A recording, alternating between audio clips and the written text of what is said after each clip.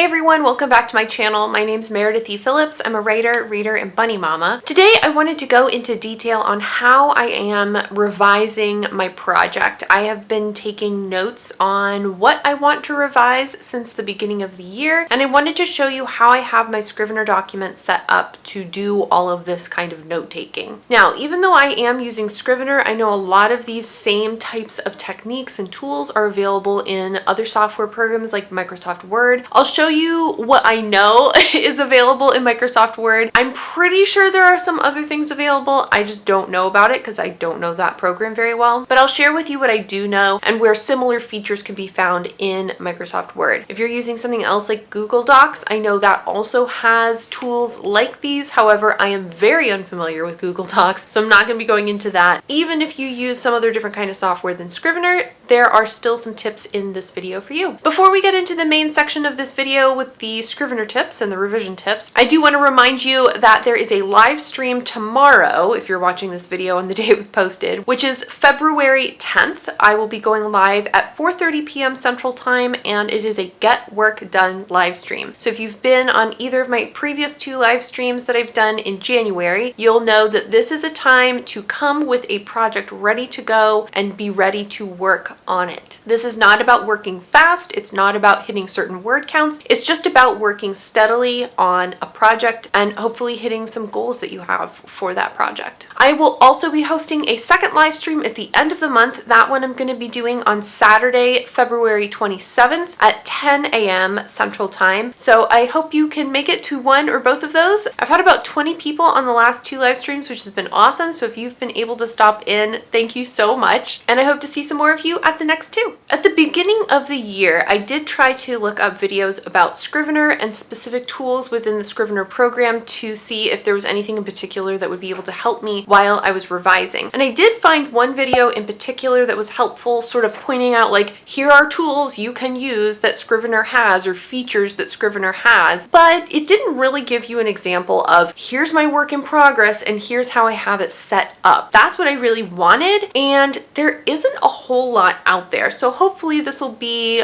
a good video for some of you if you're in the revision process to maybe give you some ideas about how to best set up your document so that it is the most helpful for you while you are revising. I will link below the video I previously found. It is a good video. There's a lot of information in it. It goes over a lot of the different features that Scrivener has. So I would recommend watching it, but it didn't quite go into the kind of detail that I was really looking for. So hopefully this video will provide some of that for you. When I first had the idea to do this video, I definitely wanted to be able to share my Scrivener document with you so you could see how I had it set up. But of course, if I share that with you, then you can pause the screen and read the draft I have going, which I don't really want to do. So I had a little bit of a dilemma because I definitely think this is the kind of video where you need to see the example, but the example I have is my actual work, and I don't want to put that out there yet. So I thought, well, what can I do? And I thought at first, oh, I'll just make like a fake document with different sections and I'll set it up like I have my actual document, and then I would just cut and paste that Latin thing, that lorem ipsum whatever that you put in. I thought I would just copy paste that into a bunch of the sections, and that could be just the example I was using.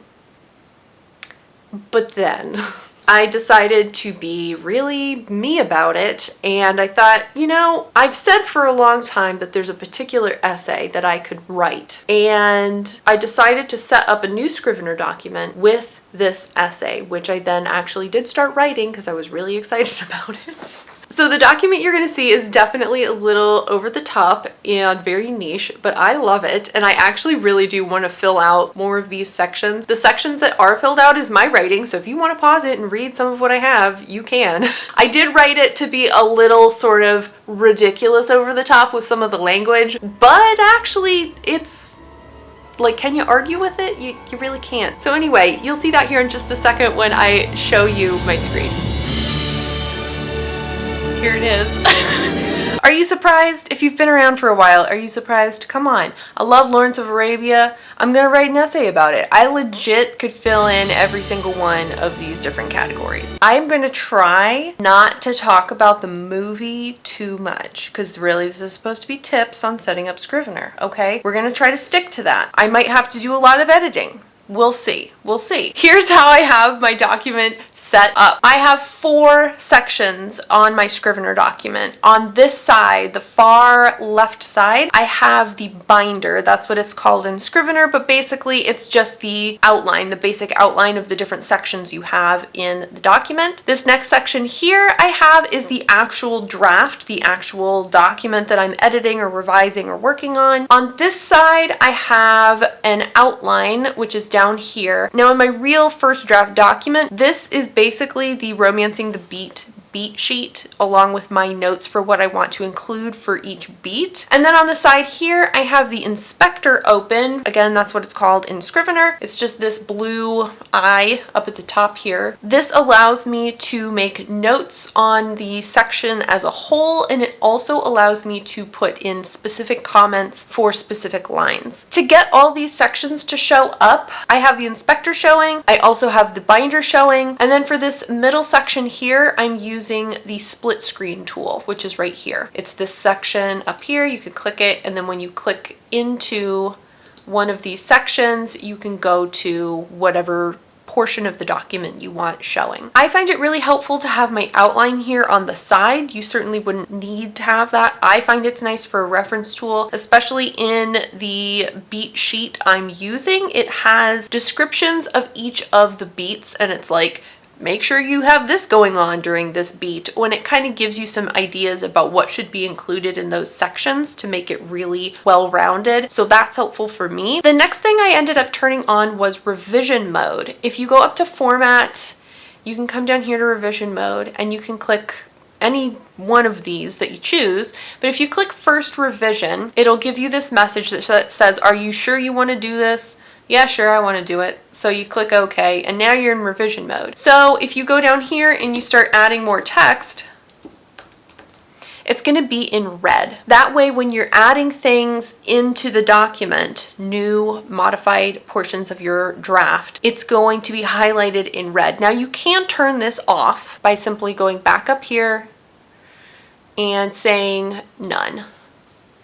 And then anything after that will be turned off again. Now, if you get to a point where you don't want your added text to be in red, you can simply go back up here to format and click remove current revision color, and it'll transform everything into the standard black text. Now, just to show you real quick in Word, you can do the split screen, of course, in Word. If you've got a document like this, you simply go to View, and again, I have a Mac. You can certainly do this on a PC. It's going to be in basically the same spot, but in this program, at least, you go to View, and then you can say Split, and then on the bottom here, you can have a different section of your Word document showing, so you can go back and forth really easily. As I'm going through this and making notes to myself, I'm first starting with comments, and then I'm leaving myself a note or notes on the sections as a whole. So I might go in here and say this section needs more detail, or whatever I want to say about this section. This section doesn't need more detail. It's a very factual statement. Once you highlight something and add this comment over here, it'll have it highlighted in yellow with the different blue text over it to show that there's a note of some sort or a comment related to this section here. This is very similar to Word. Again, in Word, if you highlight something in Word, you can simply go to Insert, Comment, and you can add comment on this side. Now, once I've gone through and I've made notes to myself, I might have a couple. You can hop back and forth between them, which is kind of nice, just to click on them to find that section again. Once I've read through a full section and I've made all my notes on the side here, I'm gonna go up to this icon, which is the notes section. Sorry, I keep calling these notes. They're technically comments. If you click over here, this is the synopsis tab. I don't really know what you're supposed to use this for, but what I'm doing with it is because this section goes with everything in this scene or this portion of the text, you can add a note about the section as a whole. You can just tab down and add another section note, and you can keep going like that. This is one feature in Scrivener that if you can do this kind of thing in Word, I don't know how to do it. So if you have any insight on how to do a note for an entire section of text, not just a little small portion that you've highlighted, let us know. I'd be interested to know if you can do that in Word or something similar. I did click around to try to see if I could find anything like that in Word. I didn't see anything, but that doesn't mean it's not there. Again, let me know in the comments if you have any insight on that. Once I'm finished with a section, which for me in my document with my draft, it is divided by scene or by chapter. We might need to fiddle with that a little bit. Right now it's basically in scene format. Once I'm done with one section, I can go ahead and click to the next section. My comments over here are now blank and I can keep going. When I'm doing these comments and notes to myself, I'm looking for specific things that I want to fix or improve or add on to. And I really am trying to look at my work with a critical eye, very similar to how I might critique somebody else's work. I'm trying to get myself to dig deeper into the characters and into the story to make everything really well fleshed out. So here are some of the things that I'm really trying to look for while I'm going through this draft. I'm trying to find sections where I am telling, not showing. I'm trying to find sections where characters are acting in ways that don't match their personality or their character traits. Trying to find areas where I can expand on an idea that I've only just touched on or a feeling that a character might be having. I'm trying to expand character reactions to situations or revelations. I'm trying to add in the side characters and develop them. I'm really trying to dig into the characters' motivations, their wants, desires, goals, flaws, etc. I'm doing some fact checking. I would sometimes put things in, for example, my story takes place in New York City. I don't really know anything about the layout of New York City in particular, like street names and things like that. So there's a couple of times where I've just thrown in a street name. I'm like 74th Street.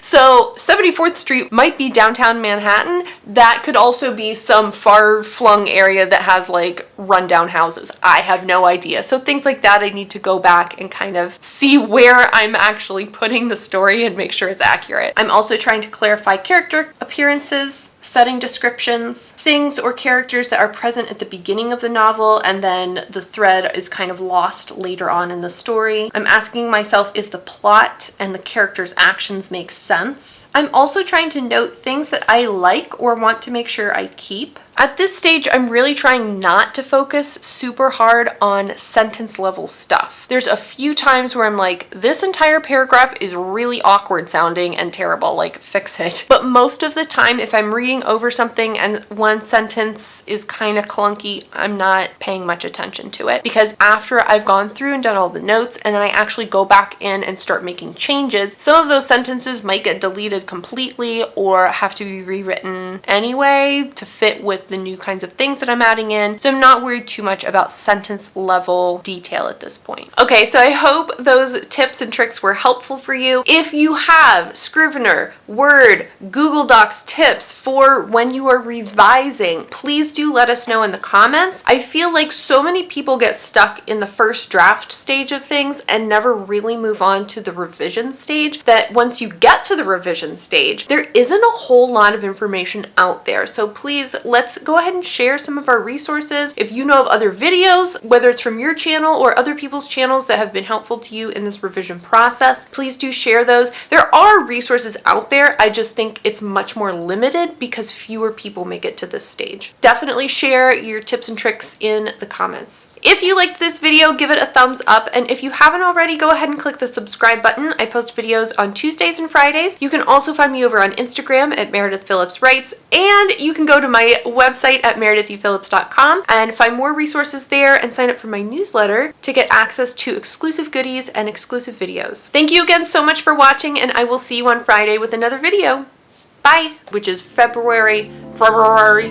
Like, for example, my story takes place in Washington, D.C. No, it does not. For example, my story takes place in New York City.